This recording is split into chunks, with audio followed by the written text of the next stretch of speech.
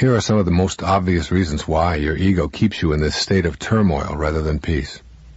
Most important, your ego has been with you since childhood. It has been nurtured by almost everyone you've ever known.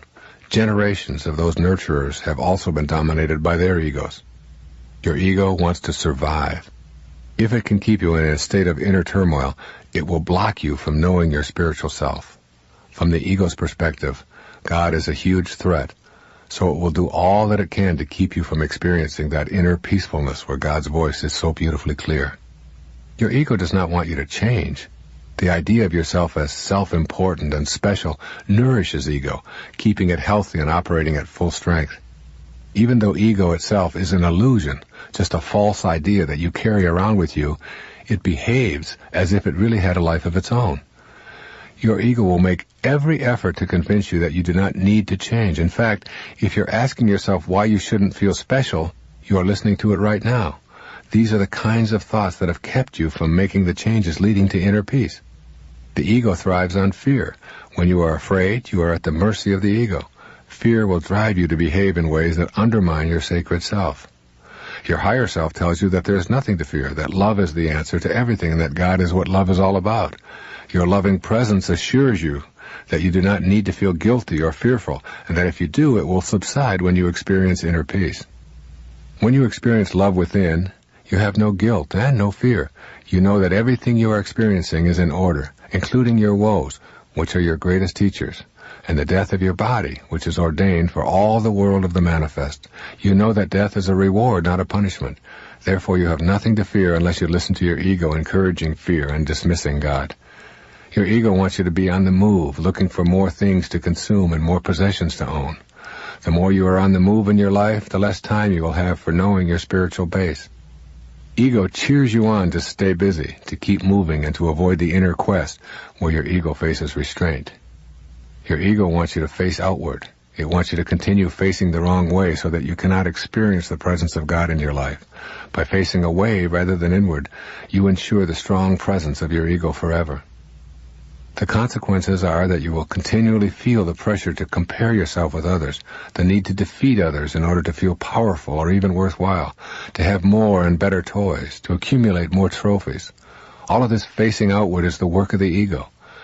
When you refuse to listen, it shouts that you must be upset when others get ahead of you, that you are worthless when you lose, that being number one is more important than anything, that to settle for less is to admit to being a loser. All of these beliefs are deeply ingrained within you. It is very difficult for you to even imagine not having them because the work of your ego and the egos of so many others have been working overtime, convincing you that this is the only way to be. Facing outward brings about a sense of inner conflict and agitation that keeps you pursuing the gold stars that the ego offers. These are a few of the more obvious payoffs your ego uses to keep you in a confrontational rather than a peaceful mood. I have provided some alternatives to the persuasive tactics of your ego. Keep in mind that you can restrain this ego simply by the power of your own will. All it takes is a determination to live by the dictates of your higher self and a willingness to act on that determination rather than succumb to the easier path of the ego. Here are a few ideas for putting peace in your life permanently. Thinking of yourself as a peaceful person is the first step, but it is only the first step. The thought must translate into action in order for you to know peace. Work at curbing your inclination to create confrontation and disruption in the lives of others. A simple practice of pausing and asking yourself whether your ego, which loves turmoil, or your higher self, which loves peace, is about to act. That pause will help you to send out a peaceful response even in situations where you are feeling impatient or misunderstood. In those situations, you will be able to state simply, for example, "You are really having a rough day," to a hassled clerk rather than, "I've been waiting for 15 minutes already and I'm really feeling abused." Send out peace by catching yourself and then consulting your loving presence for a response rather than relying on your ego. Practice releasing the emotions of fear and guilt and replacing them with love and forgiveness and kindness. Release the guilt by forgiving yourself and vowing to avoid that kind of conduct in the future. You do not need the guilt unless you're going to allow your ego to continue its dominance over your life forever. For example, make a list of all the things that keep you from loving yourself. Your list might include being overweight and jealous or nervous or addicted or incompetent or uncoordinated.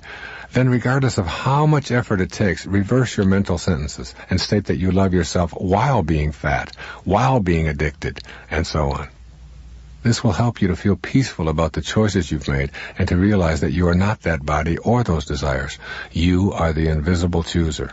As you become more peaceful with the chooser, you will begin to replace the unhealthy choice in a spirit of love. Examine everything that offends you and see if you can get your ego out of the picture. If hunger and starvation in the world offend you, try shifting to a new awareness. Somehow, in some way that I do not comprehend, these things occur in divine order, and so too does my desire to change it exist in divine order. Shed what offends you and act on your desire to make corrections. There will then be no need to fight. Similarly, if you find someone else's behavior offensive, you are interpreting that behavior from your own self-absorbed position, which is that they shouldn't act the way they do. You choose to be offended, hurt, or angry by their behavior.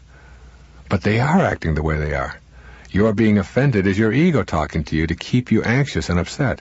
If you don't take it personally, and if you see the behavior for what it is, you can work to eradicate the evils of the world unimpeded by your ego's encouragement to be offended. Keep in mind that grievances bring turmoil, while communication brings peace. If you want peace in your life, rid yourself of your grievances. The way to shed these grievances is to let go of your own self-absorption and to practice forgiveness rather than revenge. As you let go, you will feel a sense of peace overtaking you. If you are angry towards someone in your life, no matter how difficult you may find it, work at communicating with that person about your aggrieved feelings. Your embarrassment or inner anguish over being wronged is just what your ego wants you to experience, since it will keep you away from your sacred quest and keep you in the clutches of your anxiety-loving ego. Keep this little sentence ready to consult. Judgment and peace are antithetical. A Course in Miracles says the strain of constant judgment is virtually intolerable. It is curious that an ability so debilitating would be so deeply cherished. You must make a daily effort to look upon others without condemnation. Every judgment takes you away from your goal of peace. Your ego loves your judgments because with them you remain in a constant state of anguish and remorse. Keep in mind that you do not define anyone with your judgment. You only define yourself as someone who needs to judge. Judging others with condemnation removes the possibility of your experiencing love. If you can practice just being still rather than condemning, you will get to the bliss I am talking about. You do not have to pretend that you love something that you loathe. Just get still and let the judgments subside. Peace is not found in being right or being hurt or being angry. By all means, work toward righting the wrongs you perceive, but do it with an understanding that an angry heart keeps you from knowing God on the path of your sacred quest. Peace will come to you when you are a healer rather than a judge. Essentially, embracing the truth is welcoming your higher self and coming to know God. All that is not authentic will drop away automatically. Your ego works hard to convince you that you are separate and better than everyone else, and you know that it does not take kindly to your embracing anything that threatens its existence. But remember that this is your inauthentic self, your false self. Deception is going to play a big role in your life when you embrace ego as your guide. Therefore, in order to abandon your reliance on that false self with all of its deception, you will have to make a new agreement with truth. I encourage you to actually write yourself a contract in which you agree to include truth as your companion in your thoughts, in your conversations, and in your life. This is a big challenge and perhaps difficult for you, but it is guaranteed to lead you to the path of your sacred self. Begin by looking honestly and fearlessly at who you are beneath all the surface trappings that you have surrounded yourself with. You have a human storyline, as does every person who has ever lived on this planet. That storyline begins with your conception, continues through your childhood, and all of your personal triumphs and tribulations, right up to this very moment. Your ego tells you this is your kingdom, your true identity, and therefore you must do whatever it takes to make this story turn out to be a good one for you. But you already know by virtue of listening to this tape that this is not so. There is a divine whisper within you telling you that this is not your ultimate home, and that the things this life offers are unfulfilling to a part of you. You sense that the real you does not value appearance and possessions or achievements or even physical strength or talent or intellect, because all these things eventually atrophy and disappear. You know that there is an eternal aspect of you beneath the surface, and that for this part of you, only the truth will suffice. It is similar to the truth Michelangelo knew as he sculpted the statue of David. He described knowing that the statue of David was already inside the block of marble. Part of his artistic life was spent chipping away the excess to reveal God's creation. Try to visualize your inner life in this fashion. What exists within you is not some kind of hideousness that needs to be lied about. There's nothing imperfect about you that requires you to create a whole world of deception in order to make you worthy in the eyes of others. There is a loving presence residing within you. It is as perfect as Michelangelo's David, just waiting for you to allow it to emerge. I have worked very hard on this matter of truth in my own life. For a large part of my life, I have had only a very casual relationship with truth.